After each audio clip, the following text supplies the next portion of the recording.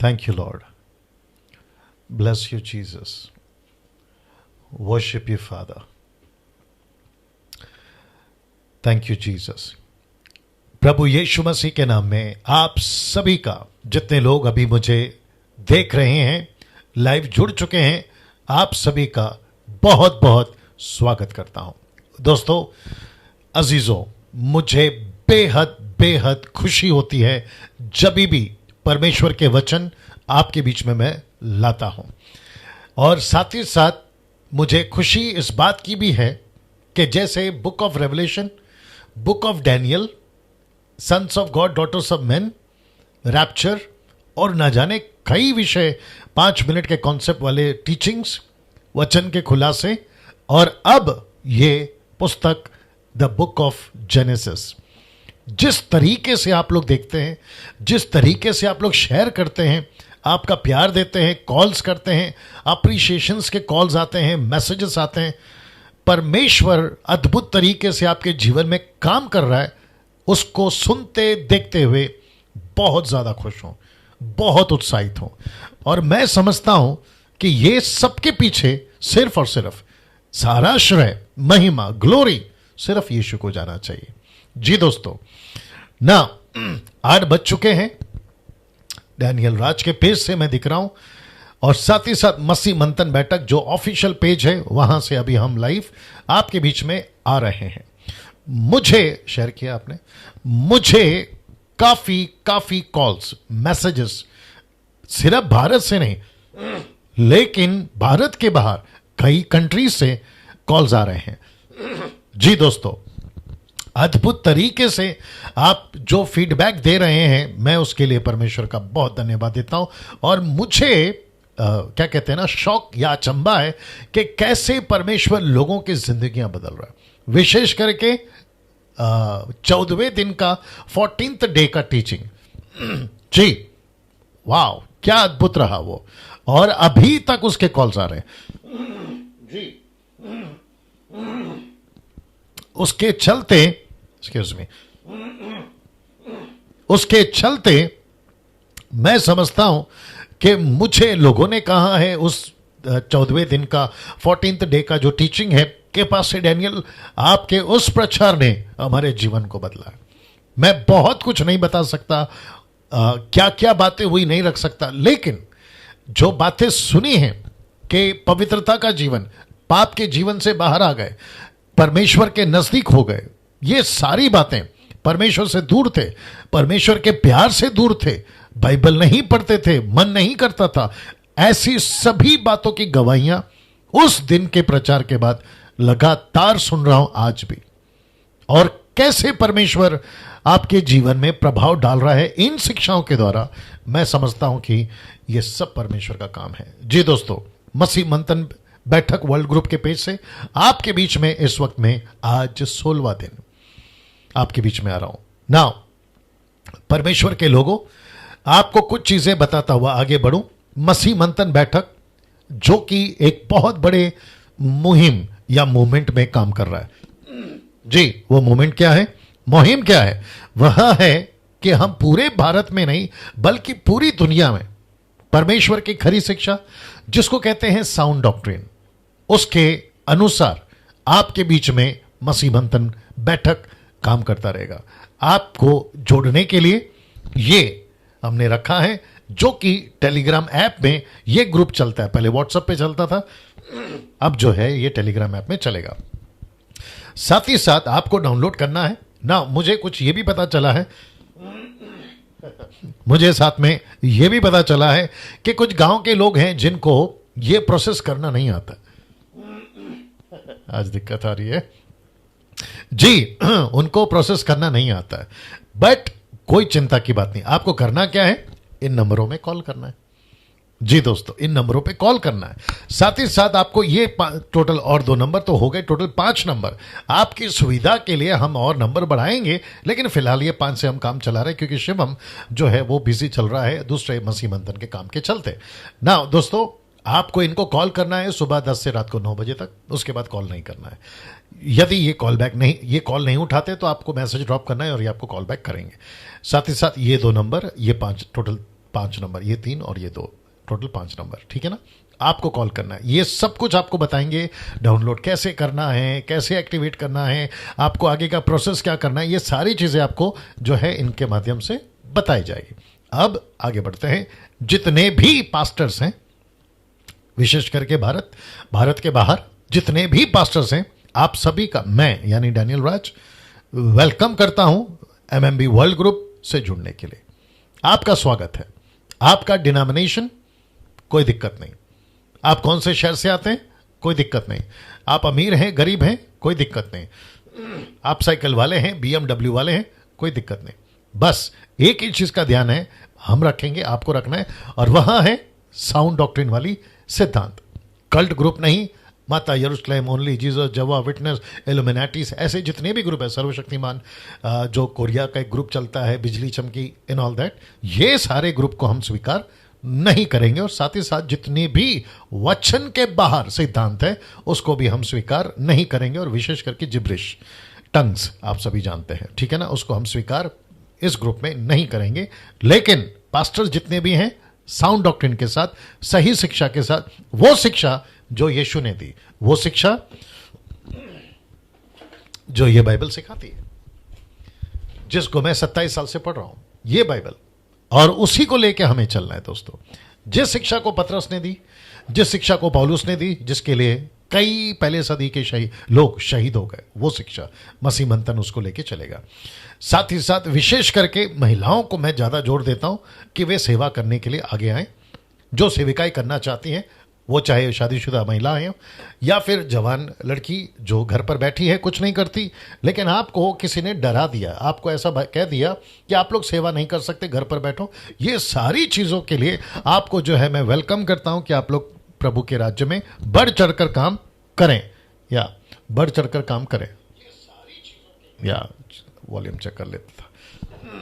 चलिए दोस्तों, यहां से एक और स्लाइड दिखा देता हूं कि जिन भाई बहनों के पास कलीसिया नहीं है, मसीह मंथन बैठक उन सभी का ऑनलाइन चर्च में स्वागत करता है। ऑनलाइन चर्च का मेरा मतलब है कि अभी फिलहाल लॉकडाउन चल रहा है, किसी प्रकार की जो गैदरिंग है वो नहीं हो पा रही है। कई जगहों पर कुछ क्या कहते हैं ना, कुछ संख्याओं में कलीसिया खुली है, लेकिन बड़ी तादाद में नहीं खुली है, जिसके चलते ऑनलाइन पर ज़्यादा जोर दिया जा रहा है। तो हमने भी आप सभी के लिए ऑनलाइन चर्च स्टार्ट किया है, और मैं चाहता हूं कि जितने मसीह भाई बहन हैं जिनके पास कलीसिया नहीं है, आप सभी का स्वागत है। और साथ ही साथ उन लोगों को जिनको डर है के पास से डैनियल, अगर हमने जो गलत शिक्षाएं चलती हैं जिस चर्च में, अगर हम उसका चर्च छोड़ दें या वहां जाना छोड़ दें, तो फिर हमें कौन संभालेगा? ऑफ कोर्स मसीह मंथन संभालेगा।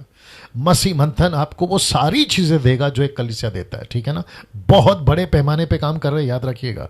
मसीह मंथन बैठक वर्ल्ड ग्रुप ऑनलाइन चर्च जो चलता है, उसकी समय की जानकारी आपके बीच में रखते हैं। पंजाबी 8 PM to 9 PM, माफ करें, Punjabi 8 AM to 9 AM, Telugu 9 AM to 10 AM, Marathi 11 AM to 12 PM, Bengali 12 PM to 1 PM, Tamil church, okay, Tamil church 3 PM to 4 PM, English 4 PM to 5 PM, Kannada 6 PM to 7 PM, और उसके बाद में नेपाली चर्च जो स्टार्ट हो रहा है 7:30 to 8 PM।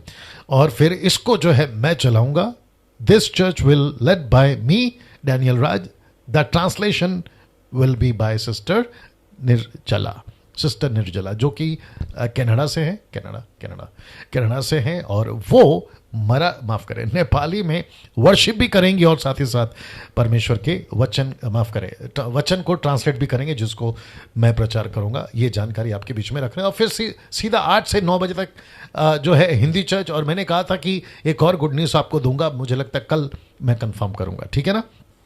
ना दोस्तों, आपको जिस नंबर पे कॉल करना है 9982335777, और एक छोटी सी नंबर विनंती है कि मुझे प्लीज प्रार्थना निवेदन नहीं देना, विनती है आपसे, प्रार्थना निवेदन नहीं देना। चलिए दोस्तों, साथ ही साथ जो चीजें हम रखते थे कि गंभीरता से सीखना, डिसिप्लिन को मेंटेन करना, मतलब टाइम पर आना, ऑनलाइन आना टाइम पर, और साथ ही साथ आपके घर पे जो बच्चे हैं उनको कंट्रोल में रखना, अनवांटेड कॉल नहीं उठाना और फोकस करना, क्योंकि आज भी बहुत गजब जो प्रकाशन है आपके बीच में आने जा रहा है, और जिसके चलते मैं चाहता हूं कि आप लोग जो है इसका ख्याल रखेंगे। नाउ मैं जैसे ही 900 की संख्या में आ जाएंगे लोग, मैं तुरंत जो है स्टार्ट कर दूंगा। लेकिन साथ ही साथ एक स्लाइड और मैंने जोड़ा है, ये वाला 2 स्लाइड, नहीं 2 स्लाइड जोड़ा। हाँ, यूट्यूब चैनल को मेरे चैनल को आप लोग सब्सक्राइब कर लें, जरूर करें, आइकन बेल दबा लें। ये एक मैंने ऐड किया था 2 दिन से शायद, और मैं समझता हूं कि आप लोग जो है दूसरों को प्रमोट करें, मेरे चैनल को, मेरे प्रचार को। उसकी वजह मैं आपको बताते आ रहा हूं, ठीक है ना। और जो आज पहली बार जुड़े हैं, मसीह मंथन पेज फेसबुक को लाइक कर ले, पेज को लाइक कर ले, और साथ ही साथ जो मेरे पेज से शेयर हो रहे हैं, डैनियल राज और जितने भी लोग शेयर कर रहे हैं, अगर आप लोग वहां से देख रहे हैं तो मैं रिक्वेस्ट करता हूं मसीह मंथन पेज को लाइक करिए। लाइक करने में आपका पैसा नहीं जाता, बस आपको क्लिक करना है, दैट्स इट।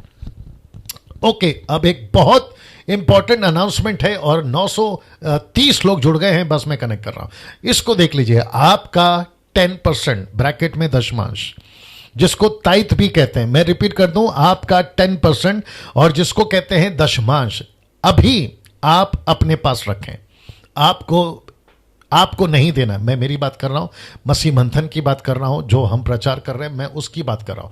आप जो अपने अपने जगह पे देते हैं, जहां पर आपका कमिटमेंट है, मैं उसकी बात नहीं कर रहा हूं। आप, क्योंकि मुझे आज कुछ कॉल्स आए थे जो दशमांश को लेकर, तब मेरे दिमाग में आया कि आप में से बहुत सारे लोग जो हैं दशमांश को शायद रखे हैं, देना चाहते हैं। तो मैं पहली लाइन, आप अभी अपने पास रखें।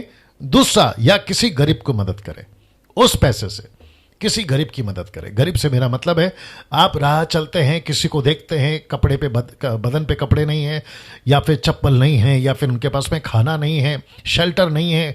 आप जैसे तैसे चाहें, आपका जो पैसा है वहां आप यूज कर सकते हैं, किसी गरीब को मदद कर सकते हैं, या फिर साथ ही साथ ये देख लीजिए, या किसी सच्चे सेवक को मदद करें।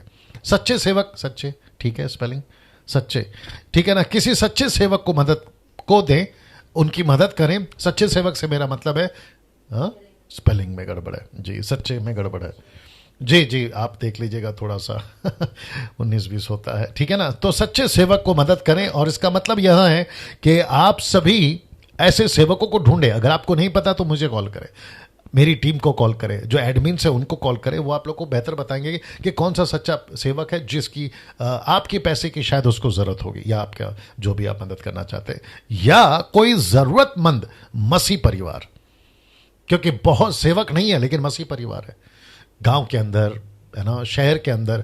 आप जानते हैं, किसी को आपको कॉल आता है तो ये पैसा आप वहां जरूर लगा सकते हैं, दे सकते हैं, या तो फिर आप अपने पास रखें, जैसे कि आपके स्क्रीन के ऊपर आपको मैंने बता दिया। चलिए, इसको हम, है ना, कल कंटिन्यू करेंगे, बताएंगे और भी ना। अब आ जाते हैं उस मुद्दे पर जहां से आज मुझे आपके बीच में बात करनी है, और मैं जानता हूं कि आप लोग बड़ी तादाद में अब जुड़ चुके हैं। जी दोस्तों, बड़ी तादाद में, जहां से कल रुके थे मैं वहां से 1000 लोग जुड़ गए। आप सभी का स्वागत है प्रभु यीशु मसीह के नाम से। यूट्यूब वालों, आपका भी स्वागत है, और मैं जानता हूं कि परमेश्वर वहां भी और फेसबुक में भी आपको बड़ी तादाद में आशीष दे रहा है। और बहुत जल्द हम यूट्यूब पर लाइव आने की योजना बना रहे हैं।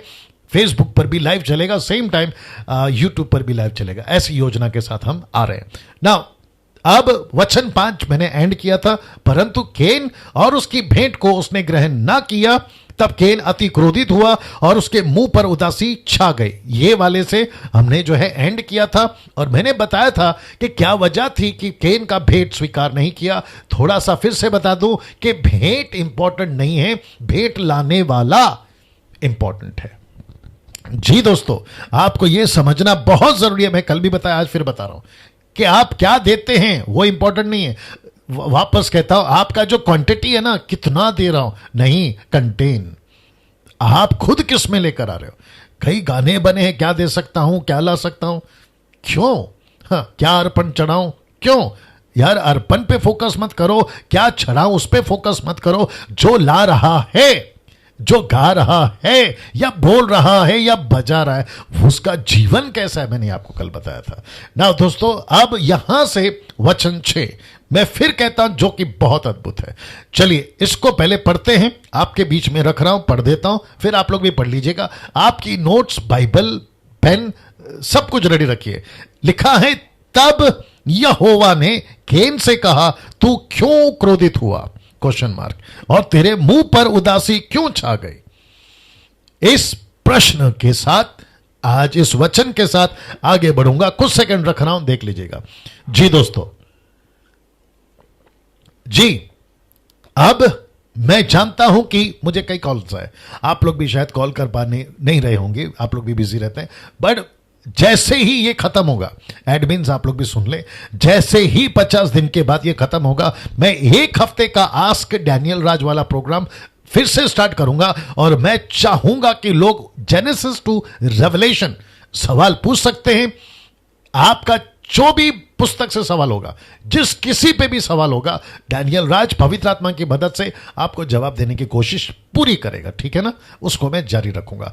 तो मैं कह रहा था कि आप में से कई लोग ब्लेस हुए, सवाल पूछना चाहते हैं, कुछ लोग कॉल नहीं कर पाते, तो ऐसी पुस्तक की स्टडी आपके बीच में रख रहा हूं, दे रहा हूं, लगातार कर रहा हूं। अब यहां पे भी परमेश्वर पूछ रहा है कि तब यहोवा ने कैन से कहा, तू क्यों क्रोधित हुआ, तेरा गुस्सा क्यों आ रहा है, तुझे गुस्सा क्यों आ रहा है, तेरे मुंह पे उदासी क्यों छा गई, ऐसा परमेश्वर प्रश्न पूछ रहा है। अब मैं समझता हूं कि इसके कई रीजन हैं। मैं आपको कल भी बताया था, आज और बताऊंगा।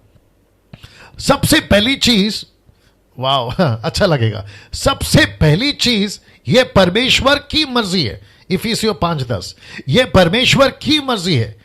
परमेश्वर को जैसा चाहिए, इसलिए तो पौलुस कहता है परखो उसको क्या अच्छा लगता है, परखो उसे क्या भाता है, तो उसके हिसाब से होना चाहिए। आप लोग जब होटल जाते हैं, मैं वर्शिपर से बात कर रहा हूं, आप लोग जब होटल जाते हैं, खाने का ऑर्डर देते हैं, वेटर आता है और कहता है कि सर आपका स्वागत है आज हमारे होटल में, आप चुपचाप बैठिए, जो ला रहे हैं खाइए। क्या ऐसा कोई होटल में आप जाना चाहोगे? या फिर ऐसा होटल जहां पर आप ऑर्डर देते हैं और वेटर लाकर देता है? आपको पता है हर संडे हम क्या करते हैं, परमेश्वर को कहते हैं आपका चर्च में स्वागत है, मैं वर्शिप लीडर हूं और मैं परमेश्वर का दास हूं, मैं जो सुना रहा हूं चुपचाप सुनते जाइए, मैं जैसे गाना गा रहा हूं सुनते जाइए। ऊपर से परमेश्वर बोलता है बेटा बाप कौन है ऊपर से परमेश्वर पूछता है बेटा मालिक कौन है, ऊपर से परमेश्वर बोलता है बेटा बॉस कौन है, तेरी सुनो या जैसा मैं चाहता हूं वैसा सुनो। सी वैसे ही ये वचन में मैं चाहता हूं कि हम सभी को ये सीख मिले। परमेश्वर पूछ रहा है तेरे को गुस्सा क्यों आ रहा है कैन, तेरा मुंह क्यों उतरा हुआ है, अगर मैंने तेरा ऑफरिंग को एक्सेप्ट नहीं किया मेरी मर्जी। हालांकि मैं बता चुका हूं क्या कारण है और आज भी बताऊंगा, ठीक है ना। परमेश्वर कह रहा है मैंने तेरा ऑफरिंग एक्सेप्ट नहीं किया मेरी मर्जी, तू मुझे क्यों कहता है, ऐसा एटीट्यूड क्यों दिखाता है, तू ऐसा क्यों बताना चाहता है कि तूने हाबिल का एक्सेप्ट किया मेरा स्वीकार नहीं किया और इसके लिए मैं गुस्से में हूं। और याद रखो लिखा है गुस्से में मतलब गुस्से में, एंगर मतलब एंगर, और किस लेवल का गुस्सा है मैं आपको वो भी बताऊंगा। और ये गुस्सा इसके अंदर का आया कहां से मुझे नहीं मालूम। अब क्योंकि मुझे आगे बढ़ना है, लेकिन अभी दिमाग में एक आ रहा है जो आगे कनेक्ट भी करूंगा। मैं चाहता हूं कि आपके दिमाग में एक पिक्चर बनाइए। पिक्चर क्या है पता है, मैं आपको बताता हूं। पिक्चर यहां है, आपके दिमाग में बनाइए कि पति पत्नी यानी कि आदम हव्वा बाहर निकले। अब इनके बीच में बातें तो चली होंगी जो कि मैं बता चुका हूं, तूने फल क्यों खाई, मेरे को क्यों खिलाया, XYZ, ये सारी बातें चली होगी। लेकिन जैसे ही बच्चे पैदा हुए, 5 साल का, 10 साल का, 20 साल का, केन और हाबिल जैसे ही बड़े हो रहे थे, तो प्रश्न उठता है, बड़े ध्यान से सुनना, प्रश्न उठता है प्रश्न उठता है, क्या इनको बताया गया था कि हम बगीचे में थे, हमसे पाप हुआ था, हम परमेश्वर ने हमको बगीचे से बाहर निकाला? ये सारी चीजें लिखित में नहीं है, लेकिन हम कल्पना कर सकते हैं, अज्यूम कर सकते हैं, इमेजिन कर सकते हैं, ऐसी कुछ बातें हुई होगी। और मैं समझता हूं कि केन को एहसास हुआ होगा कि हम वो लोग हैं, हम वो परिवार हैं। मैं वापस कह रहा हूं, अज्यूम, इमेजिन, कल्पना, लिखित में नहीं है इसलिए बता रहा हूं। सो केन को, हाबिल को भी पता होगा कि ये जो परमेश्वर है जिसकी अभी हम अर्पण कर रहे हैं, ये वो परमेश्वर है जिसने हमको बनाया, ये वो परमेश्वर है जिसको हमारे माता पिता ने अभी कुछ साल पहले दगा किया, धोखा दिया, दगा किया, चीट किया, XYZ। उसके बावजूद केन को गुस्सा आ रहा है, उसके बावजूद केन का मुंह उतरा हुआ है, जबकि इसको क्या कहना चाहिए था मालूम है? परमेश्वर थैंक यू, आपकी मर्जी, आपको जैसा ठीक लगता है। अब बात निकली है तो लगे हाथ ये भी बोल देता हूं अक्सर लोग क्या कहते हैं मालूम है? परमेश्वर तू मेरी प्रार्थना क्यों नहीं सुनता? ये शब्द आता है, आप लोग भी शायद करते होंगे, अगर कोई बहनें देख रही हैं या जो भी पुरुष देख रहा होगा, मेरी क्यों नहीं सुनता? ऊपर परमेश्वर बोलता है भाई मेरी मर्जी। आज क्यों नहीं सुना? ऊपर से परमेश्वर बोलता है मेरी मर्जी। परमेश्वर तू मेरे पड़ोसी विश्वासी को ब्लेस कर रहा है, मेरे दोस्त विश्वासी को ब्लेस कर रहा है, उसके पास में अच्छी जॉब है, मेरे पास में नहीं है, उसके पास में अच्छा घर है, मेरे पास में नहीं है, उसके पास में अच्छी गाड़ी है, मेरे पास में नहीं है, उसके बच्चे अच्छे हैं, मेरे बच्चे। कम ऑन, हम परमेश्वर को क्यों बोलना है? और ऊपर से परमेश्वर के ऊपर गुस्सा क्यों? मुंह क्यों उतार के बैठे? क्या करूं, आगे नहीं बढ़ पा रहा हूं। 30 या 31 तारीख को हम सबका मुंह, हम सबका न्याय नहीं कर रहा हूं, दोष नहीं लगा रहा हूं, उतरा हुआ रहता है। हम सबका मतलब 10% टाइप के लोग, माफ करें 90% टाइप के लोग, 10% लोग अच्छे हैं। मुंह उतरा हुआ रहता है। लेकिन वही 90% जैसी 1 तारीख आती है खुश, तो एक संडे आपको कुछ चर्च के अंदर बहुत एनर्जेटिक, बहुत ज्यादा उत्साहित, बहुत ज्यादा जोश के साथ दिखेंगे, लेकिन वही आपको कुछ हफ्तों के बाद में बिल्कुल फुस, ठंडा। ऐसा क्यों जी? ये वचन वही बता रहा है। तुझे गुस्सा क्यों आ रहा है? देख लीजिए ना, तू क्यों क्रोधित हुआ? मुझे नहीं पता कि अभी मैं किससे बात कर रहा हूं। हो सकता है कि कल यस्टरडे आपको परमेश्वर के ऊपर गुस्सा आया हुआ क्योंकि आपकी प्रार्थना नहीं सुनी गई। आज मुझे किसी बहन का फोन आया, मैं तो खैर नाम नहीं बताता हूं, और कहां से आया वो भी नहीं बताता हूं, मैं सिर्फ इशारों में बात कर रहा हूं।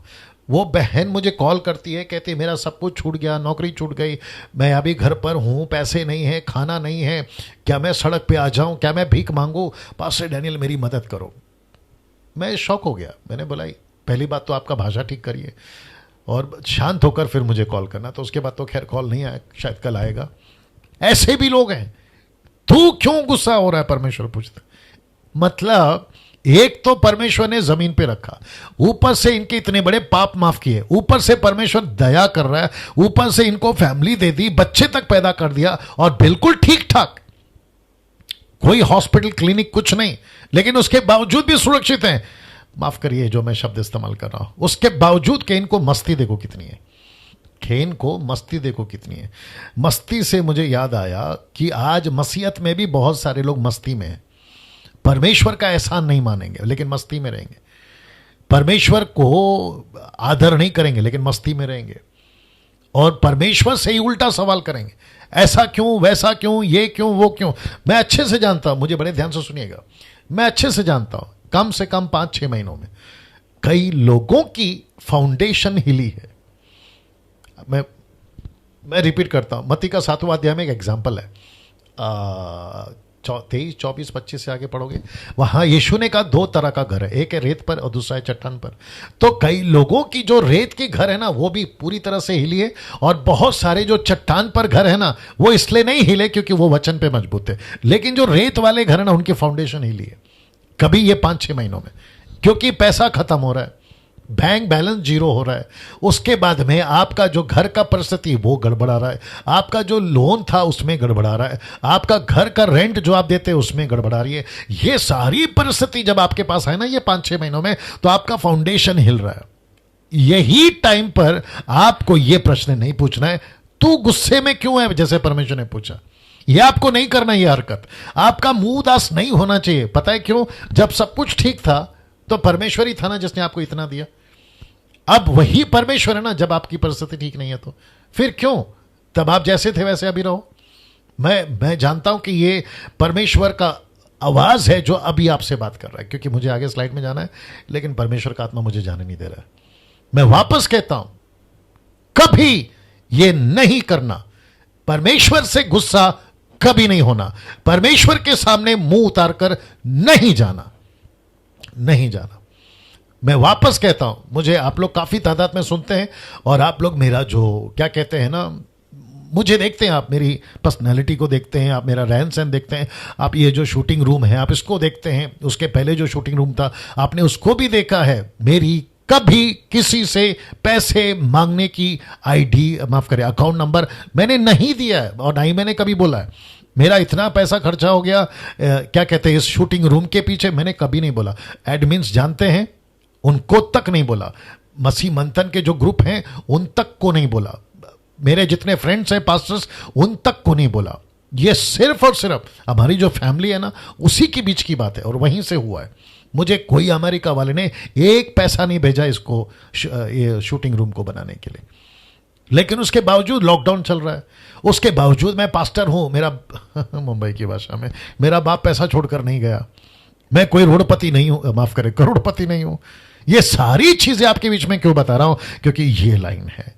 तुझे गुस्सा क्यों आ रहा है? परमेश्वर पूछता, गुस्सा क्यों हो रहा है? तेरा मुंह क्यों उतरा हुआ है? क्या वजह है? मेरी मर्जी, मैंने हाबिल का एक्सेप्ट किया। मैं तो कल बता चुका हूं कि केन का क्या गड़बड़ है, आज भी बताऊंगा, लेकिन फिर भी बोल रहा हूं, क्यों गुस्सा कर रहे हो? आपको क्षमा मांगना है प्रभु के पास। जितनी बहनें हैं, खास करके बहनें जल्दी कमजोर हो जाती हैं, मैं जानता हूं।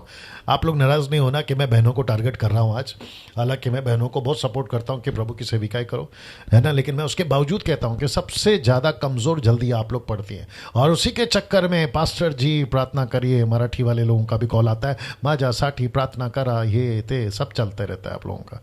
और पंजाबियों में तो बेड़ा गर्क है, पंजाबियों की बहुत कॉल आते हैं, कहते हैं कि पास्टर जी प्रार्थना कर दीजिए। मैं फिर कहता हूं, क्यों? बैठो ना प्रभु के पास में, मांगिए ना प्रभु के पास में। वाह आप देख रहे हैं कम से कम मैं 20 मिनट से, माफ करें, आज 10 मिनट से बात कर रहा हूं, लेकिन ये स्लाइड से आगे नहीं बढ़ पा रहा हूं। और मैं जानता हूं कि ऐसा होने दो, क्योंकि परमेश्वर का मैसेज बहुत इंपॉर्टेंट है, बजाय मेरे प्रिपरेशन के। परमेश्वर बेहतर जानता है। मैं वापस कहता हूं, कभी कभी परमेश्वर से नाराज नहीं होना, कभी परमेश्वर के पास में अपना मुंह उतार कर नहीं जाना कि ऐसा क्यों, वैसा क्यों। जिस परिस्थिति में आपके पास में खाना है, प्रेज गॉड, कपड़ा है, प्रेज गॉड, झोपड़ा है, प्रेज गॉड, बंगला है, प्रेज गॉड, आप जिस किसी भी परिस्थिति में बस परमेश्वर को बोलिए, प्रभु कम से कम आपने आज का जीवन तो दिया, कम से कम आज का खाना तो दिया, भले ही वो जैसा भी है। बात का देखेंगे ना कल, जब चिड़ियों को डर नहीं है कल का, जानवरों को डर नहीं है कल का, परमेश्वर तो आपका पिता है और आप तो उसके बच्चे हैं।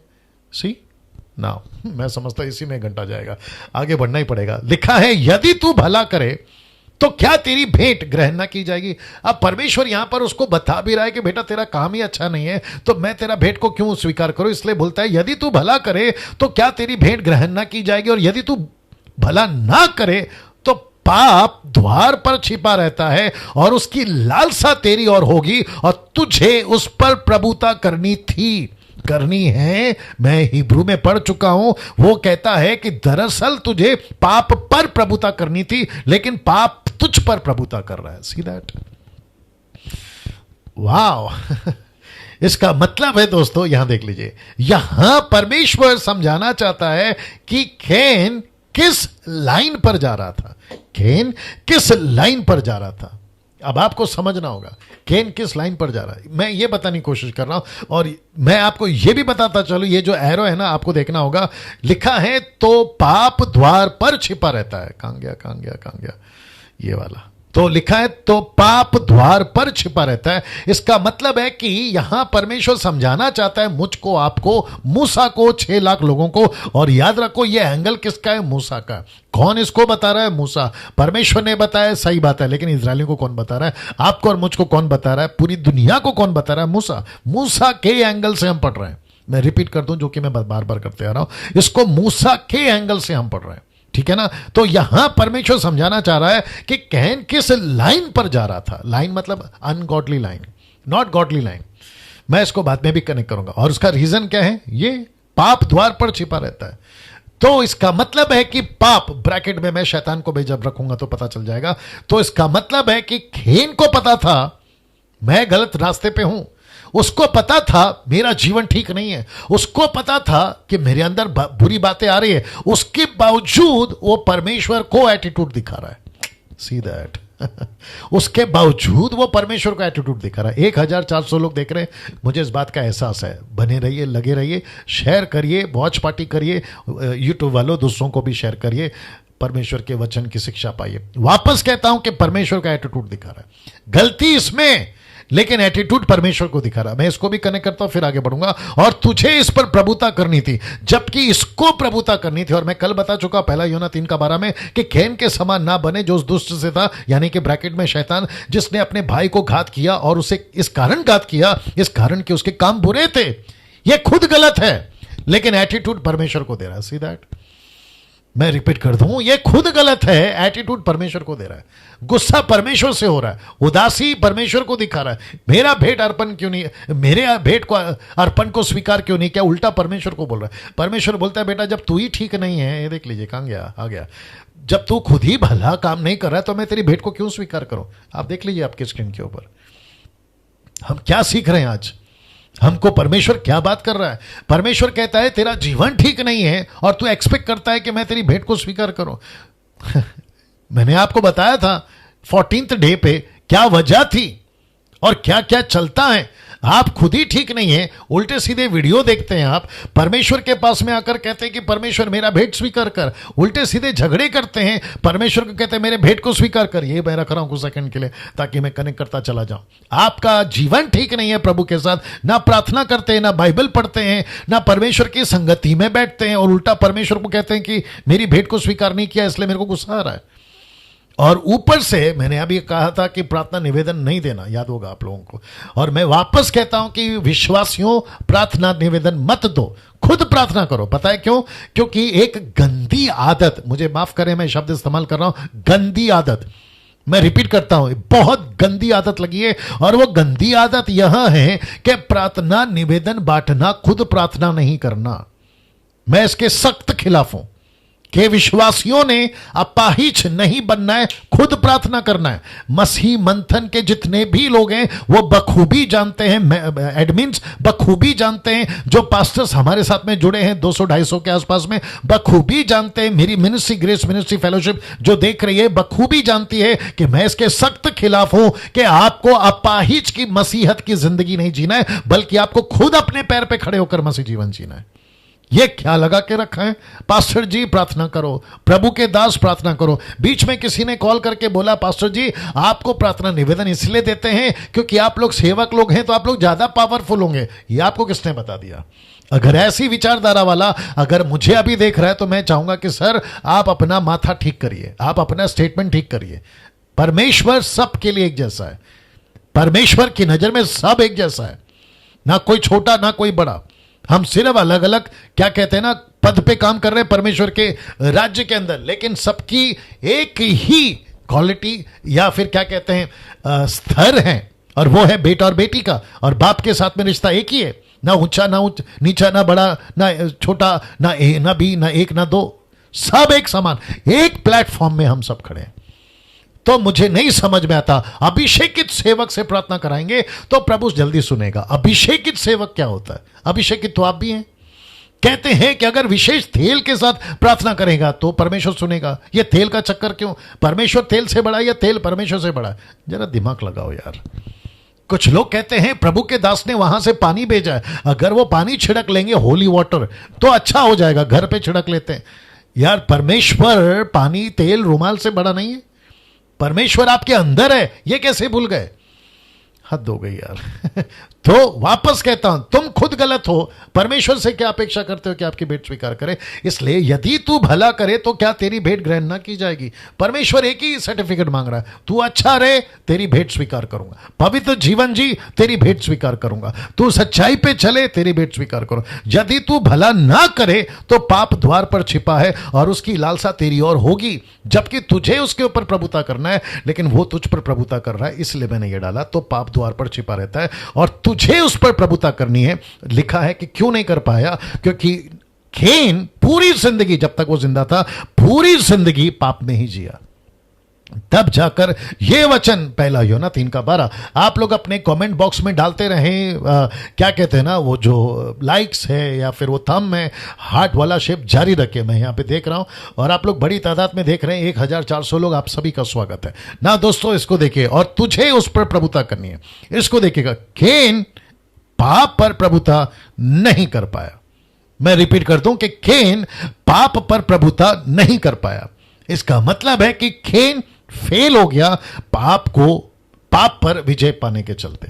अब जरा ध्यान से सुनिएगा, मैं कनेक्ट कहां पर कर रहा हूं। आप सभी को पता है कि यीशु मसीह ने अपने जीवन काल में जब कार्य किए थे तो बहुत सारी बातें यीशु मसीह प्रचार करते थे। तो यीशु के 4 किताबों में, मत्ती, मरकुस, लूका, यूहन्ना, मत्ती में 28 है, मरकुस में 16, लूका में 24, यूहन्ना में 21, ये सारी चीजों में यीशु मसीह ने एक जगह पर ऐसी बात कही जो इससे कनेक्टेड है। आइए रखता हूं आपके बीच में, यूहन्ना की किताब 8 का 34 से 35 लिखा है, यीशु ने उनको उत्तर दिया, मैं तुमसे सच सच कहता हूं कि जो कोई पाप करता है, बड़ी मजेदार बात आ रही है, बहुत ज्यादा कुछ सिखाएगी आपको, और इसमें बहुत कुछ अभी मसाला है, मैं कनेक्ट करने जा रहा हूं। लिखा है, वह पाप का दास है। वाह मैं कुछ सेकंड रख रहा हूं, देख लीजिए, इसको हजम करो पहले। जी, मैं वापस कहता हूं कि वह पाप का दास है। तो केन किसका दास बन गया? पाप का। जबकि पाप को केन ने क्या बनाना चाहिए था? मतलब उसके ऊपर दास बनना चाहिए था। इसलिए तो लिखा ना कि तुझे उस पर प्रभुता करनी थी।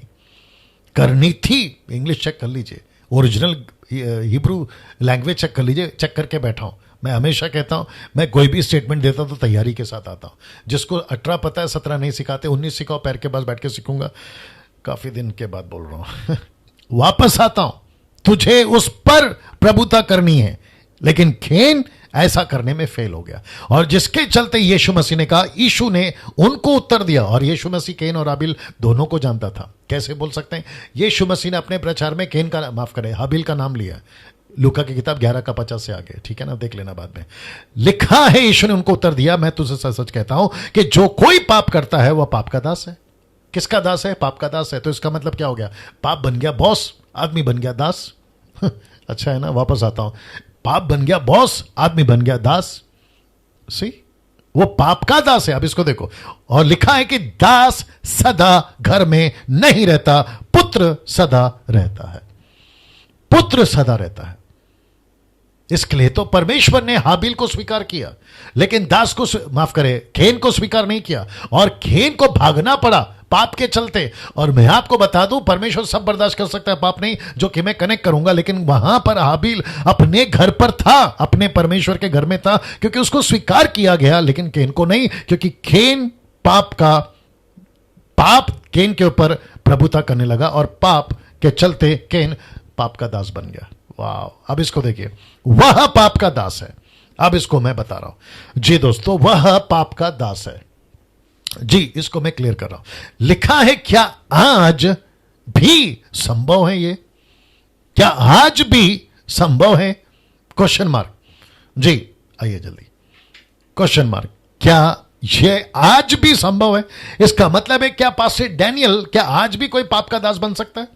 जी, बन सकता है। मैं कनेक्ट करने जा रहा हूं। जितने लोग देख रहे हैं, मैं रिक्वेस्ट करता हूं कि आप लोग अभी तक अच्छे से देख रहे थे, अभी यहां से और अच्छे से देखिएगा, पूरा कंसंट्रेट करिएगा और बारीकी से समझिएगा मैं क्या करने की कोशिश कर रहा हूं। और बहुत सारी चीजें आपके बीच में फ्रेश रख रहा हूं। 27 साल के मिनिस्ट्री में नहीं बोला हूं मैंने, बहुत सारी चीजें फ्रेश रख रहा हूं।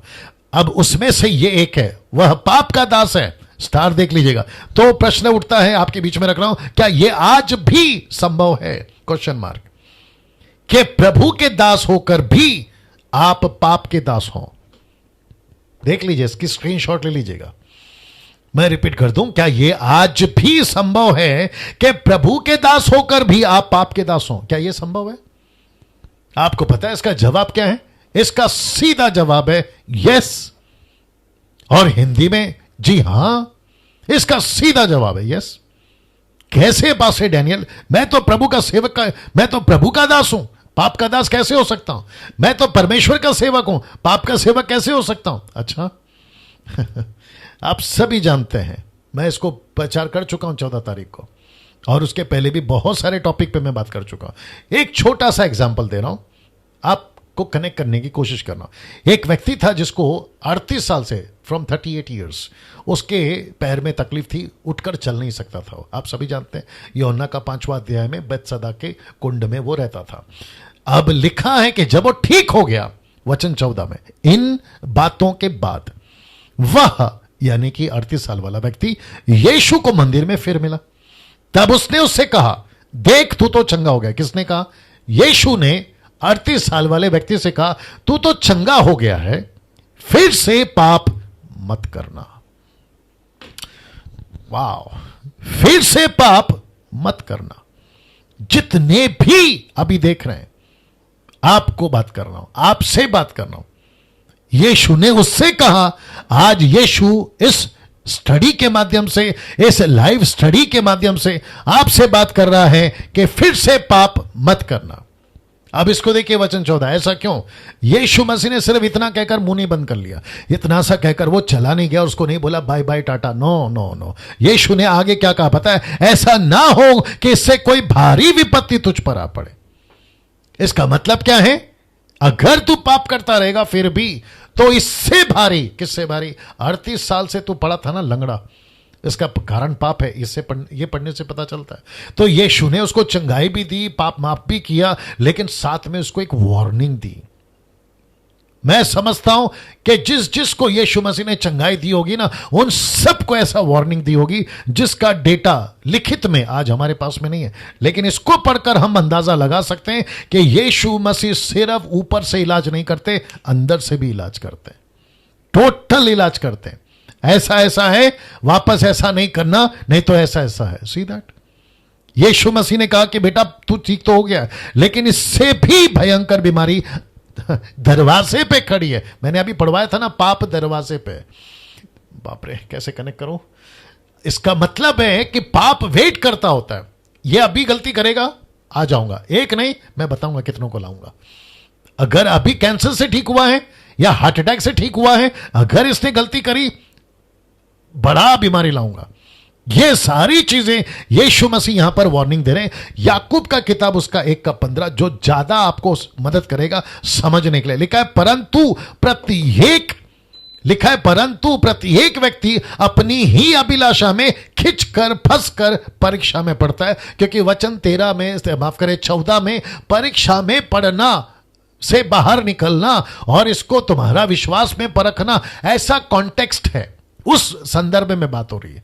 उसको बात करते करते याकूब बोलता है परंतु प्रत्येक व्यक्ति अपनी ही अभिलाषा में खिंचकर फंसकर परीक्षा में पड़ता है। इसमें परमेश्वर का कोई दोष नहीं है, इसमें शैतान का कोई दोष नहीं है, यह व्यक्ति ठीक नहीं है, यह बात बता रहा है। अब जरा इसको देखिए। फिर अभिलाषा गर्भवती होकर पाप को जनती है और जब पाप बढ़ जाता है तो मृत्यु को उत्पन्न करता है। Can you believe this? Can you believe this? मुझे नहीं पता कि आपके इधर अभी क्या चल रहा है, मुझे नहीं मालूम, बट मैं चाहता हूं कि आप इसको अच्छे से पकड़िए बात को। मैं रिपीट करता हूं, लिखा है फिर पाप, माफ करें, फिर अभिलाषा गर्भवती होकर पाप को जनती है या जन्म देती है, और जब पाप बड़ा हो जाता है, बच्चा पैदा होता है ना, फिर वो पैदा होता है, फिर वो बड़ा होता है, वैसे ही पाप पैदा होता है और पाप भी आपके अंदर बढ़ता है। इसका मतलब क्या मालूम है? आपने पाप का बीज बोया और वो इतना बढ़ रहा है क्योंकि आपने इलाज नहीं किया। फिर कहता है कि वो मृत्यु को उत्पन्न करता है। मैं शायद कभी बोल रहा था, 4-5 दिन पहले बोल रहा था कि बहुत सारे सेवक आजकल मर रहे हैं कई वजह से। नेचुरल भी हो सकता है, उम्र हो गई वो हो सकता है, बहुत सारी वजह हो सकती है, ठीक है ना दोस्तों, को बहुत सारी वजह हो सकती है। लेकिन ये एक भी तो वजह हो सकती है ना, ये भी तो एक वजह हो सकती है ना। अचानक सड़क पे जा रहे एक्सीडेंट, रात को सो रहे हार्ट अटैक, हॉस्पिटल में एडमिट आ जाए, खत्म, गए थे जिंदा, निकली डेड बॉडी। ये भी तो देख रहे हैं ना आजकल। तो इसका मतलब क्या है? तुम पाप के दास हो गए, दास होकर पाप के दास हो गए। दास किसके थे? प्रभु के। अभी पाप के चलते किसके दास हो गए? पाप के। सीधा। अब इसको देखिए, इसीलिए पाप ने केन को परमेश्वर से बहुत दूर भगा दिया, जबकि केन को पाप पर प्रभुता करना था, लेकिन पाप ने केन पर प्रभुता किया। अब आपको समझ में आया?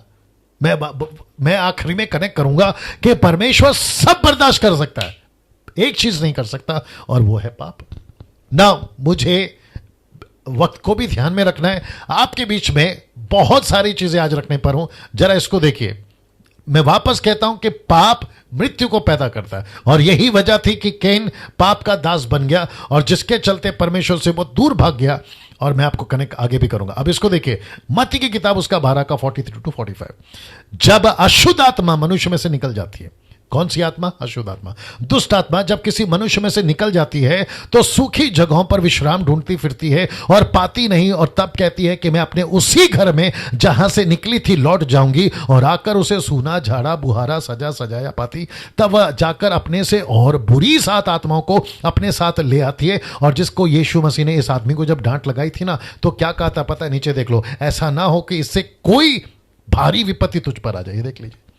और यहां पर यीशु क्या कह रहे हैं कि वो जब जाती है तो वह अकेली नहीं आती। क्या लेकर आती है? वह अपने से और बुरी 7 आत्माओं को अपने साथ ले आती है। और अभी जरा ब्लैक स्पॉट देख लीजिए, लिखा है और उसमें पैंट कर, मतलब घुसकर उसमें पैंट कर वहां वास करती हैं, और उस मनुष्य की पिछली दशा पहले से भी बुरी हो जाती है। इस युग के बुरे लोगों की दशा भी ऐसी ही होगी, ऐसी ही होगी। जब हम कह रहे थे ना 2-3 दिन पहले कि आपका जो जीवन है वो इंटरटेनमेंट की तरफ ज्यादा झुकाव नहीं होना चाहिए, लेकिन आपको तो समझ में आती नहीं है। आपको तो समझ में आती नहीं है, प्यार की भाषा आपको समझ में आती नहीं है। इसलिए परमेश्वर कभी कभी योना की तरह बोट को हिलाता है ताकि योना की नींद जागे। आज मैं किसी से बात कर रहा था, याद नहीं आ रहा आज या कल, वो भाई बता रहे थे कि, आई थिंक आज बात कर रहा था, वो भाई बता रहे थे कि परमेश्वर ने, जी आज ही बात हो रही थी, और अरे वाह, और एक बात बताना भूल गया कि बहुत जल्दी न्यूजीलैंड फिजी से एक इंटरनेशनल मसीह मंथन चर्च हम स्टार्ट करने जा रहे हैं, और वो हमारा फर्स्ट इंटरनेशनल चर्च होगा मसीह मंथन के पेज से। मैं उसकी जानकारी डिटेल में आपको जरूर दूंगा, लेकिन इस संडे से नहीं स्टार्ट होगा, वो नेक्स्ट संडे से स्टार्ट होगा। उन भाई से जब मेरी बात हो रही थी, नेथन नाम है उनका, मेरी जब बात हो रही थी तो वो कह रहे थे कि परमेश्वर ने लॉकडाउन में कई मसीहों को हिला दिया, कई मसीहों को हिला दिया, और ये जरूरी था, ये शेक जरूरी था। और इसमें पता चला कि कौन कितना है पानी में और कौन कितना पानी में नहीं है, किसका विश्वास कैसा है और किसका आत्मिक जीवन प्रभु में कैसा है। ये सारी बातें हम चर्चा कर रहे थे आज। आई थिंक ब्रदर सुन भी रहे होंगे। वाह, सी लिखा है उसमें पैंट कर वह वास करती है, और उस मनुष्य की पिछली दशा पहले से भी भयंकर हो जाती है। तो इसका मतलब क्या है? इसका मतलब है कि दुष्ट आत्माएं वेट कर रही होती है, किसका घर मिलेगा, कौन सा पास्टर का घर मिलेगा, कौन सा एवेंजलिस्ट का घर मिलेगा, कौन सा वर्शिपर का घर मिलेगा, कौन सा म्यूजिशियन का घर मिलेगा, कौन सा अपोस्टल प्रॉफिट रेवरेंड बिशप अलाना फलाना, इन सब का वेट करता है। जैसे ही, अब वापस से दिखा देता हूं, कहां गया, हाँ ये वाला, जैसे ही लिखा है तू चंगा हो गया फिर से पाप मत करना, नहीं तो इससे भी कोई भारी विपत्ति तेरे ऊपर आएगी। और पाप का दास वाला वचन भी दिखा देता हूं, किधर गया जी, ये वाला। यीशु ने उनको उत्तर दिया, मैं तुमसे सच कहता हूं कि जो कोई पाप करता है वो पाप का दास है। उसको पाप गुलाम बना देता है और उसको घर में से निकाल देता है। इसलिए तो उड़ाऊ पुत्र घर से भाग गया ना, आप सभी जानते हैं, प्रोडिगल सन आप सभी जानते हैं, घर से बाहर निकाल दिया उसको, कहां गया, आ गया जी, ये वाला। मैं रिक्वेस्ट करता हूं, जितने लोग मुझे अभी देख रहे हैं, आई थिंक 1400 लोग देख रहे हैं, मैं आप सभी को कहना चाहता हूं, फेसबुक, यूट्यूब, आप जहां कहीं पे भी ये शेयर होगा, अपलोड होगा, जहां कहीं पे भी जाएगा, मैं आप सभी को कहना, द मोमेंट आप ये मैसेज को सुनते हैं, आपको अपने जीवन को चेक करना है, अपने जीवन को चेक करना है। आज मेरा जीवन प्रभु के साथ में कैसा है, आज मेरा जीवन संसार में कितना है और प्रभु में कितना है। मैंने संडे को प्रचार किया था ना कि हम संसारी कितने हैं और आत्मिक कितने हैं। जी हां दोस्तों, ये संडे का भी गजब का प्रचार आपके बीच में रखने जा रहा हूं। मैं वापस कहता हूं, अपने आप को जांचिए ना। इसको देखिए, तब कैन ने अपने भाई हाबिल से कुछ कहा, और जब वे मैदान में थे तब कैन ने अपने भाई हाबिल पर चढ़कर उसकी हत्या कर दी। बाप रे, उसकी हत्या कर दी। अब मैंने इसलिए लिखा है first murder on earth by sin. मैंने जानबूझ के ये शब्द डाला है, first murder on earth by sin, not by Cain. ऐसा क्यों? क्योंकि केन किसका दास है, किसका गुलाम है या दास है, और केन का बॉस कौन है? सिन। अभी बताया ना। तो केन से मर्डर तक करवा दिया, केन को गुस्सा तक दिला दिया, केन को परमेश्वर के खिलाफ तक कर दिया। ऐसा है यह पाप। मैं और भी बता सकता हूं, आपको पता है वही पाप था। मैं कनेक्ट करूंगा यीशु के फोटो के साथ में, बताऊंगा तभी, ठीक है ना। यीशु मसीह तक को मरवा दिया पाप ने जी। इसलिए यीशु ने कहा तुम्हारे पापों के कारण मेरा लहू बहा है, तुम्हारे पापों के कारण मेरा शरीर तोड़ा गया, तुम्हारे पापों के कारण। वैसे ही फर्स्ट मर्डर ऑन अर्थ, पृथ्वी पर पहला कत्ल किसने करवाया? पाप ने। अब आप सोच के देखिए पाप कितना डेंजर है, कितना डेंजर है। और ये रहता कहां है? आपके अंदर। और कब आता है? जब आप मौका देते हो। एक वचन पढ़ना जल्दी से सलोमी, एक्लियास्टिक चैप्टर 10 वर्स 8 जी, चैप्टर 10 वर्स 8, ए पार्ट पढ़ना, सॉरी बी पार्ट पढ़ना, not A part, B part जी। The book of Ecclesiastic chapter 10 verse 8, सब उपदेशक उसका 10 का 8 जी। जी मेरे साथ में लगातार बने रहे, जितनी तादाद में शेयर कर सकते हैं प्लीज शेयर करिए। First murder on earth by sin, इसको देखिए जी।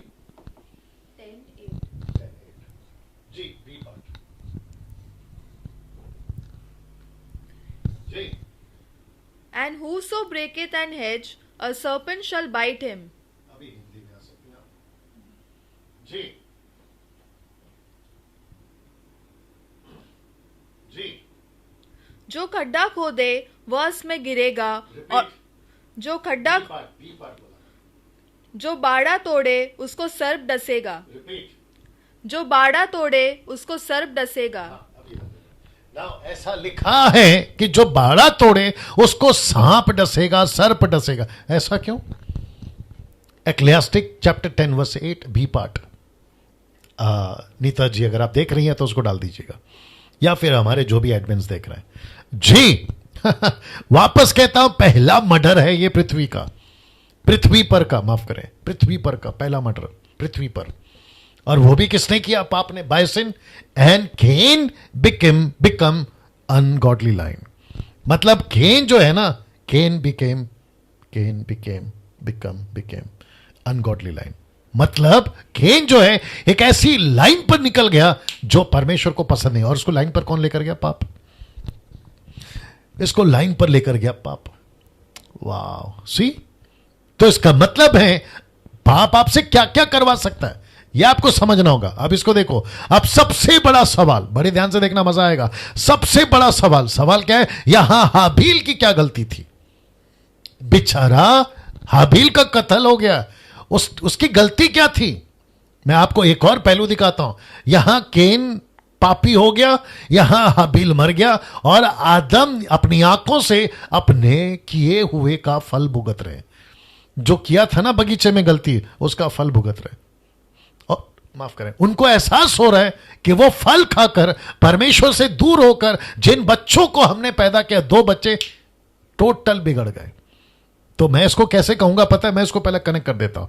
लिखा है यहां हाबील की क्या गलती है, और उसी के चलते यहां हाबील ने सच्चे रहने की कीमत चुकाई, या सच्चे होने की कीमत चुकाई। मैं अभी आपको कनेक्ट करता हूं। आपको पता है टोटल फैमिली डिस्ट्रॉय हो जाती है पाप के चलते। पति के चलते पूरा फैमिली खत्म, पत्नी के चलते पूरा फैमिली खत्म, बच्चों के चलते पूरा फैमिली खत्म, एक आदमी के चलते पूरा सब कुछ खत्म। मेरे दिमाग में एग्जांपल आ रहा है, यहोशू के टाइम पे एक आदमी था, ए देश में जो झगड़ा हुआ था ना, उस टाइम का कहानी याद आ रहा। एक आदमी की गलती ने कम से कम पूरे इजरायलियों को डिस्टर्ब कर दिया। वैसे ही एक पाप के चलते पूरी फैमिली खत्म। तो प्रश्न यहां पर फिर उठेगा, यहां हाबिल की क्या गलती थी? हाबिल की कोई गलती नहीं थी, बस उसने कीमत क्या चुकाई? सच्चे रहने की कीमत चुकाई। वो परमेश्वर के साथ में सच्चा था, क्या उसकी गलती है? नहीं। तो उसको मौत मिली। और अगर हाबिल को पता होता मरने के पहले, कत्ल होने के पहले, यह आदमी मेरा आज कत्ल करेगा, मैं सच कहता हूं अगर मैं वहां होता, ये मुझसे पूछता, डैनियल भाई मेरी क्या गलती है, मुझे क्यों मार रहा है? और मैं समझता हूं कि जब हम स्वर्ग में जाएंगे, यह व्यक्ति वहां पर पक्का पूछेगा परमेश्वर से, परमेश्वर न्याय के दिन, परमेश्वर मेरी क्या गलती है? ऐसा हो सकता है, यह मेरा अपना अज्यूम है। यह प्रश्न यहां पूछ रहा है, मैं आपके बीच में रख रहा हूं, हाबिल की क्या गलती थी? वैसे ही अब ये चित्र देखिए, तो फिर यीशु की क्या गलती थी? जैसे हाबिल की कोई गलती नहीं थी, वो मरा, वैसे यीशु की क्या गलती थी, बेचारा यीशु भी मरा। आप देख रहे हैं सिमिलैरिटी। मैं फिर कहना चाहता हूं, हाबिल की क्या गलती थी? कुछ नहीं, सच्चाई की कीमत चुकाई उसने। वैसे ही यीशु की क्या गलती थी जो उसने कीमत चुकाई? बीच में कुछ मूर्ख टाइप के लोग, गुस्सा आता है क्या करूं बीच में कुछ मूर्ख टाइप के लोगों ने प्रश्न पूछा, मेरे पास में भी आया और यूट्यूब पे भी बना के पूछते रहते, पता नहीं क्या हो गया। कहते हैं अगर यीशु खुद को गॉड बोलता है तो वो मरा क्यों? अगर यीशु परमेश्वर है तो वो मरा क्यों? अगर यीशु इतना शक्तिशाली था, पावरफुल था, तो वो ऐसी मौत मरा क्यों? सी, मूर्खता वाला सवाल। अब उनको कौन बताए कि इसकी जगह पर उनको मरना था? जो ये फालतू का सवाल पूछते ना, बेवकूफी वाला सवाल पूछते ना, इनकी जगह पर, यीशु की जगह पर उनको मरना था। ये यीशु का प्यार था, ये यीशु की मोहब्बत थी, ये यीशु मसीह का बचाने का तरीका था, जिसको कहते हैं रिकंसिलिएशन मिनिस्ट्री, या फिर वो अद्भुत योजना में उसको तुमको मरना था। यीशु तुम्हारी जगह पे मर गया। उसके बावजूद ऐसी मूर्खता वाली सवाल। ये वीडियो अगर उन तक पहुंचती है, मैं चाहता हूं कि मेरे दोस्त माफी मांग लेना और यीशु के पास आना। वो चाहे कोई भी कौम का हो, कोई फर्क नहीं पड़ता, यीशु के पास आ जाना और यीशु को कहना कि प्रभु मेरे से गलती हो गई, मैंने आपके बारे में ऐसा बोला। मैं वापस कहता हूं, जितने क्राइस्ट फॉलोवर्स अभी मुझे देख रहे हैं, मैं आप सभी को कहना चाहता हूं कि यीशु की क्या गलती थी कि यीशु को ऐसी मौत मिली? कोई गलती नहीं, लेकिन उसके बावजूद यीशु मसीह एक ऐसी मौत मरा। मैं अगर इसके ऊपर बात करूं, मैं समझता हूं कि 3-4 घंटा भी कम पड़ जाएगा। यीशु को ऐसी मौत दी गई, आप सोच नहीं सकते। यशाया कहता है वो ऐसा था, उफ तक नहीं किया। क्या नहीं किया? उफ तक नहीं किया। जैसे मेमने के जब ऊन कतरते ना, वो चुप रहता है, वैसा लिखा है यीशु चुप था, उफ तक नहीं किया। ऐसा वाला यीशु की बात कर रहा हूं। और इसीलिए मैंने कल भी बोला था, आज फिर बोलूंगा, खुद को घमंड फील करो, खुद को प्राउड फील करो कि ये वो था जिसने क्रूस पर मरते मरते कहा कि हे पिता इन्हें माफ कर, ये नहीं जानते कि ये क्या कर रहे हैं। अगर इनकी जगह, आगे आप समझदार हैं, कुछ लोग और मरे थे तो मरते मरते मारते चले गए। यीशु के हाथ में आपको तलवार नहीं मिलेगी, यीशु के हाथ में आपको त्रिशूल नहीं मिलेगा, यीशु के हाथ में आपको भाला नहीं मिलेगा, यीशु के हाथ में आपको गद्दा नहीं मिलेगा, यीशु के हाथ में आपको AK-47 नहीं मिलेगा। यीशु के हाथ में आपको आपकी तस्वीर खुदी हुई मिलेगी। क्या बात है। यशाया 49:16 देखो, जल्दी निकालो। आइज़ाया 49:16, अगर मैं गलत नहीं हूं, क्योंकि परमेश्वर का आत्मा बात करता है, बीच में बोलना पड़ता है। यशाया 49:16 ही होना चाहिए। यीशु ने अपनी हथेली में आपकी सूरत खो दी। तलवार नहीं उठाता हो, हां एक दिन उठाएगा, लेकिन वो न्याय के दिन। पढ़ो। देख मैंने तेरा चित्र अपनी हथेलियों पर खोद कर बनाया है।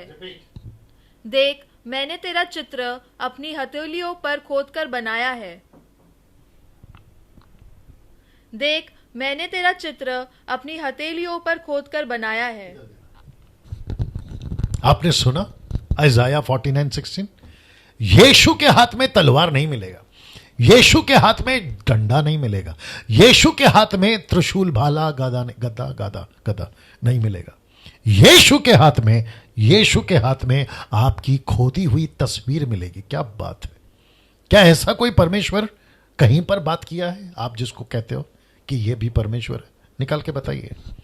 ये सिर्फ सच्चा परमेश्वर कर सकता है, जो एकमात्र सच्चा परमेश्वर एलोहिम, परमेश्वर पिता, परमेश्वर पुत्र, परमेश्वर पवित्र आत्मा की बात कर रहा हूं। तो फिर यीशु की क्या गलती थी? कोई गलती नहीं। बीच में मुझे किसी और ने एक वीडियो भेजा था, आज मुझे नहीं पता कि बहुत सारी बातें मैं एक्स्ट्रा डाल रहा हूं, उसकी वजह है परमेश्वर बात कर रहा है।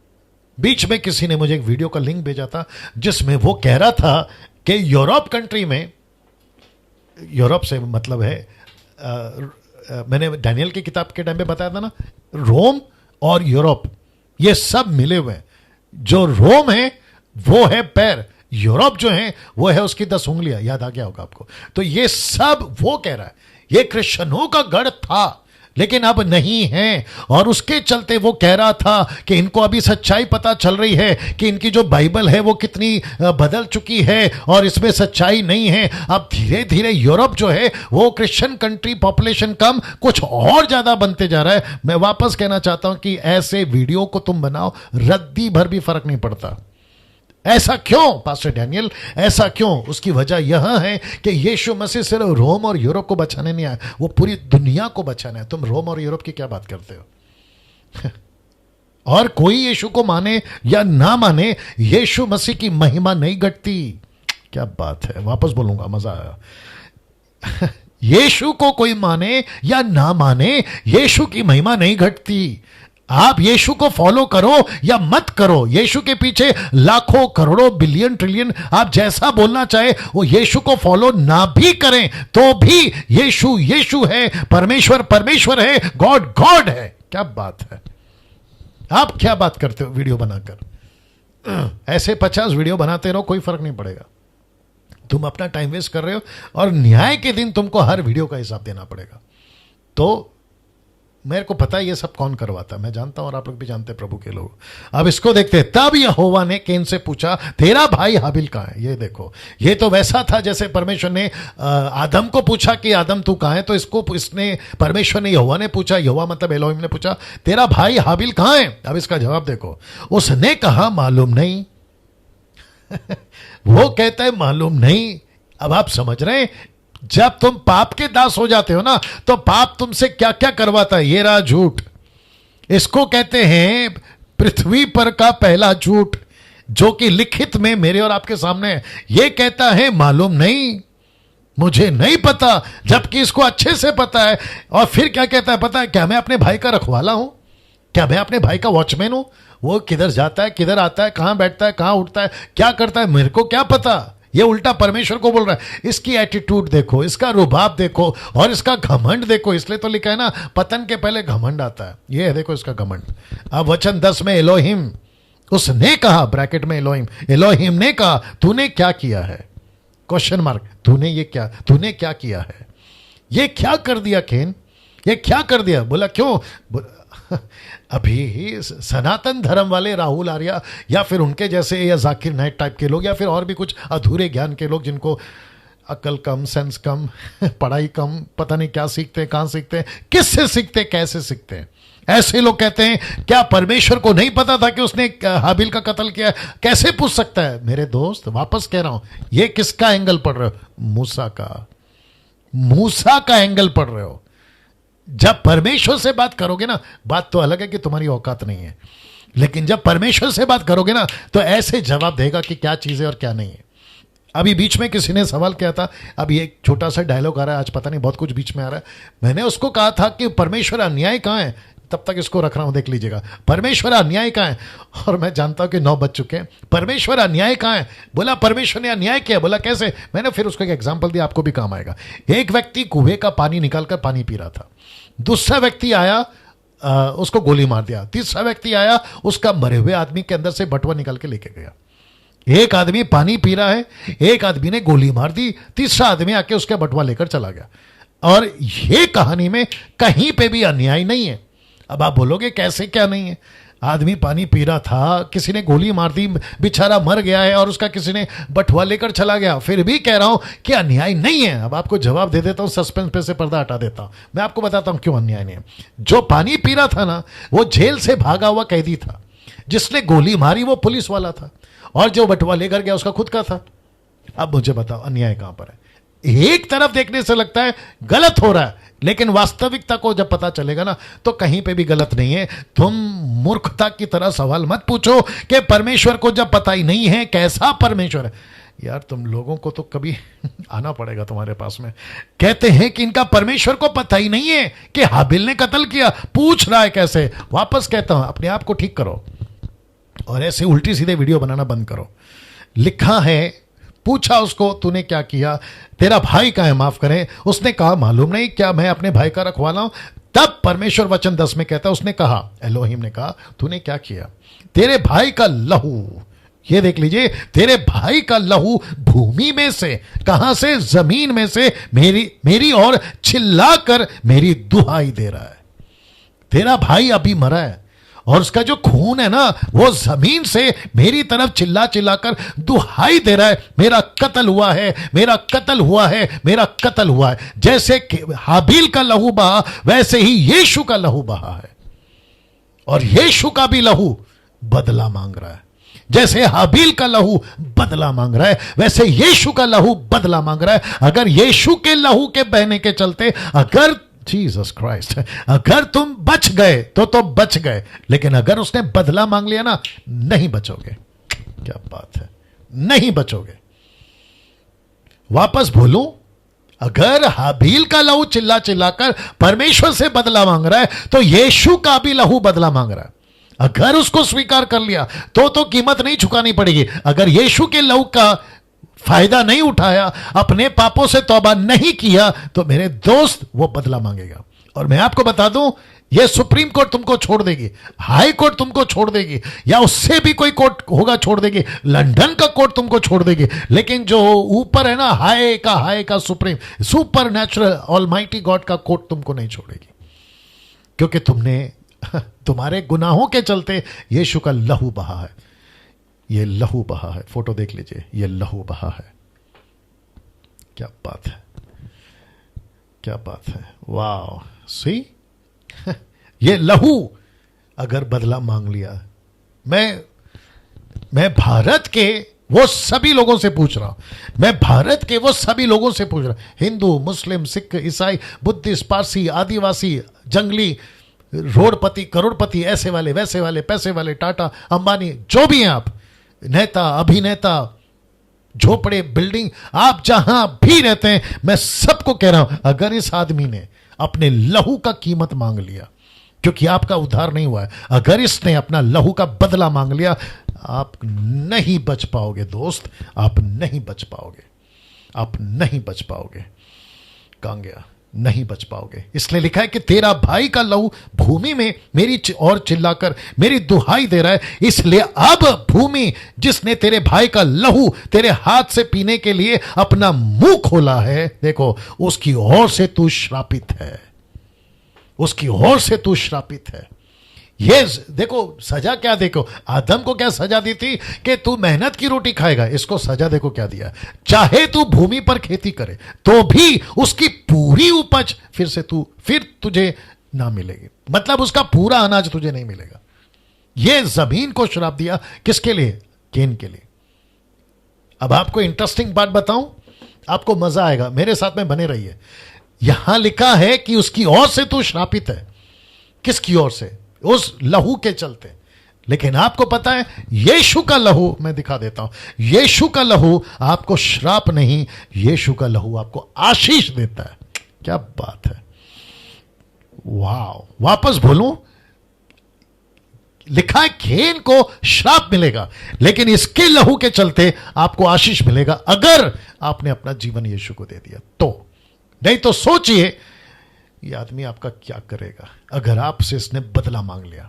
मेरा लहू बहा है, अनिल, सुनील, राकेश, मुकेश, क्या कहते हैं, सलीम, मोहम्मद, अनवर, सूजी, मेजी, मेरी, आप जो भी हैं, आपका Robert, David, Gonsalves, Michael, cycle, आप जो भी हैं, आपसे अगर इसने हिसाब मांग लिया, गई भैंस पानी में। आप उसकी कीमत नहीं चुका पाओगे दोस्त, आप उसकी कीमत नहीं चुका पाओगे ना। मैं समाप्ति पर भी आने वाला हूं, अभी ध्यान दीजिएगा, बहुत ध्यान से सुनिएगा। तेरे भाई का लहू मेरी ओर चिल्ला रहा है, दुहाई दे रहा है।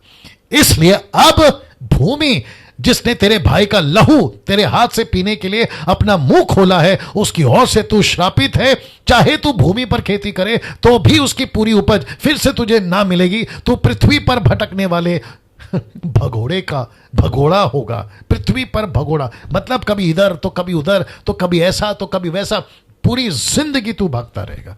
अब जरा केन का स्टेटमेंट देखिए। तब केन ने यहोवा से कहा, मेरा दंड असहनीय है, मतलब बर्दाश्त के बारे, असहनीय, बर्दाश्त के बारे वचन 14, देख तूने आज के दिन मुझे भूमि पर से निकाला है और तेरी दृष्टि की आड़ में रहूंगा। मैं तेरी दृष्टि की आड़ से नहीं भाग सकता, मैं रहूंगा और पृथ्वी पर भटकने वाला और भगोड़ा रहूंगा। जो कोई मुझे पाएगा मेरी हत्या कर देगा, जो कोई मुझे पाएगा मेरी हत्या कर देगा, क्योंकि मैं भगोड़ा हूं, मुझ पर यह श्राप है और जो भी मुझे पकड़ेगा मार देगा।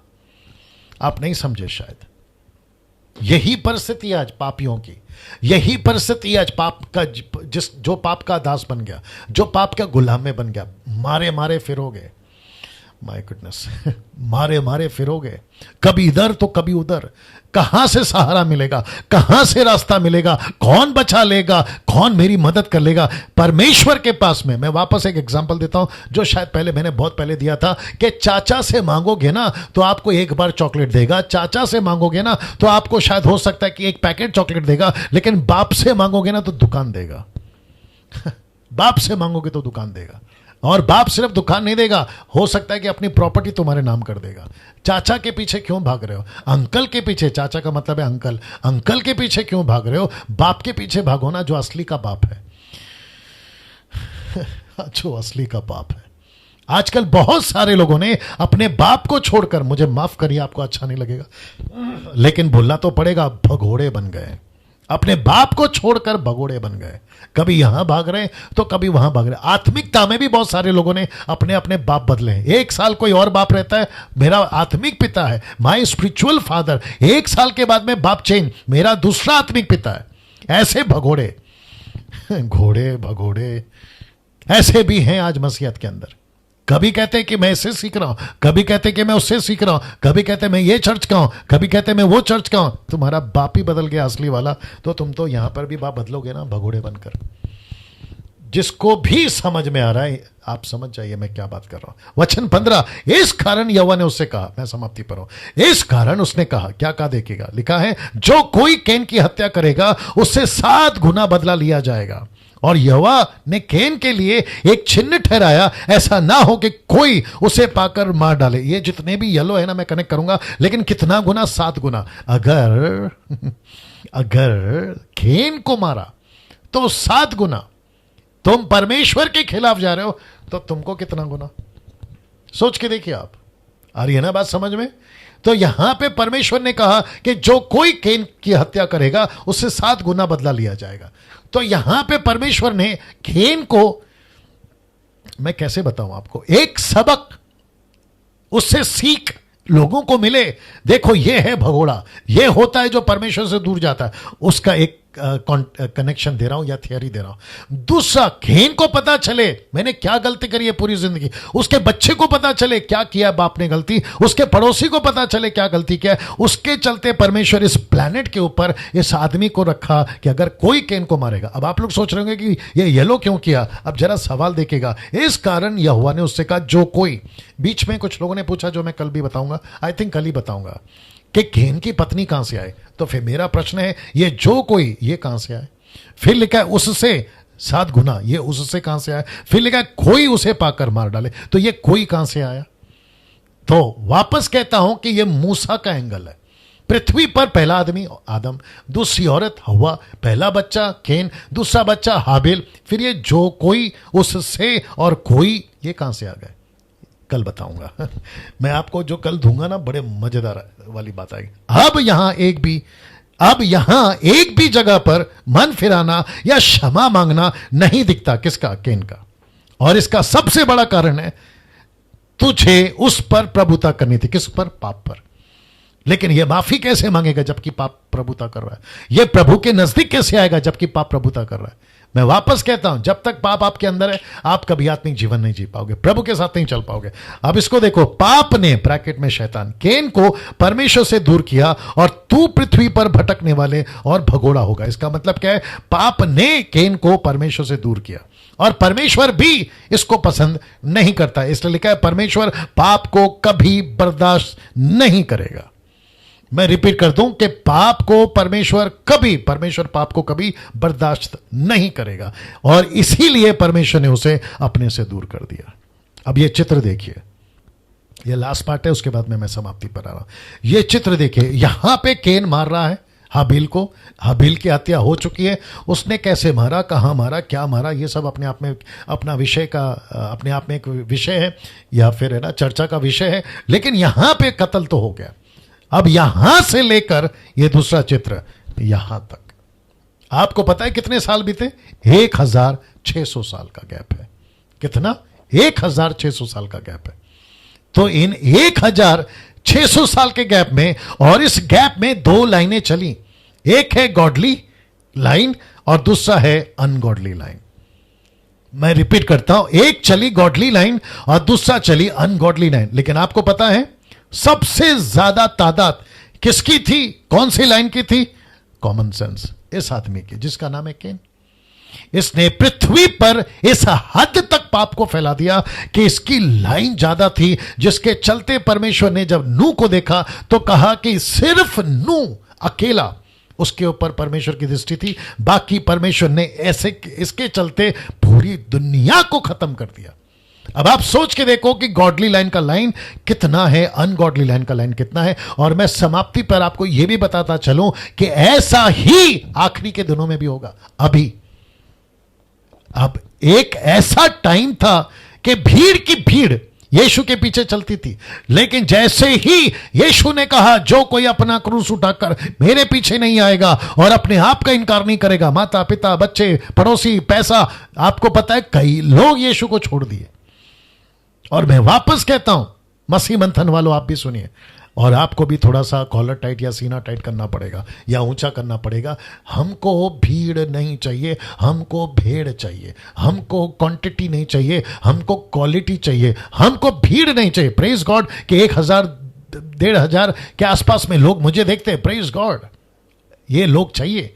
लेकिन वापस कहता हूं कि दिमाग में एक फिक्स कर लीजिए कि हर जगह से अप्रिसिएशन नहीं आएगा। मुझे हर जगह से लोग पसंद नहीं करेंगे, ये मैं अच्छे से जानता। यीशु को नहीं करा, यीशु को नहीं छोड़ा तो डैनियल राज क्या चीज है। तो गॉडली लाइन कम रहेगी, अनगॉडली लाइन ज्यादा रहेगी। ये चित्र वापस दिखा देता हूं। और उसी के चलते ये 1600 साल में ऐसा गजब ढाया है पाप ने कि जिसके चलते परमेश्वर बोल बैठा कि मैं मनुष्य को बनाकर पछता रहा हूं। उत्पत्ति 6:4 याद होगा आपको, 6:6 मनुष्य को बनाकर पछता रहा। ऐसा क्या हो गया था गॉड अनगॉडली लाइन में? अब आप सोच भी नहीं सकते कि पाप ने पृथ्वी पर क्या गजब का तांडव मचाया था। मैं कल बात करूंगा इसके ऊपर। तो दोस्तों अब यहां पे मैं समाप्त कर रहा हूं। इस नंबर पे आपको कॉल करना है। बहुत सारे सवाल होंगे आपके पास में। You are most welcome to question me. आप सवाल कर सकते हैं 9982335777। लेकिन एक नंबर विनंती है, प्रार्थना निवेदन नहीं देना प्लीज। प्रार्थना निवेदन नहीं देना। पास्टर जी प्रार्थना करो, नो, आपको खुद प्रार्थना करना है अगर आप एक विश्वासी हैं। कल यहां से बात करूंगा वचन 16 से कि तब कैन यहोवा के सम्मुख से निकल गया और नोंद नामक देश में और अदन के पूर्व की ओर रहने लगा। इसके आगे मैं कल कंटिन्यू करूंगा। तो वापस कहता हूं कि इस नंबर पर आपको जो है मुझे कल बात करना है। परमेश्वर आपको आशीष दे। अपना ख्याल रखिएगा। मसीह मंथन पेज को लाइक करिएगा, डैनियल राज के चैनल को सब्सक्राइब करिएगा, आइकन बेल दबाइएगा। और संडे के दिन जितनी कलीसियाएं चलती है हर भाषाओं में, कम से कम 8 से भाषाएं हैं, उसमें अपने आप को जोड़िएगा। और मसीह मंथन बैठक टेलीग्राम ऐप में हमसे कनेक्ट हो जाएगा। कल ठीक 8 बजे फिर मुलाकात होगी। अपना ख्याल रखिएगा। जय मसीह।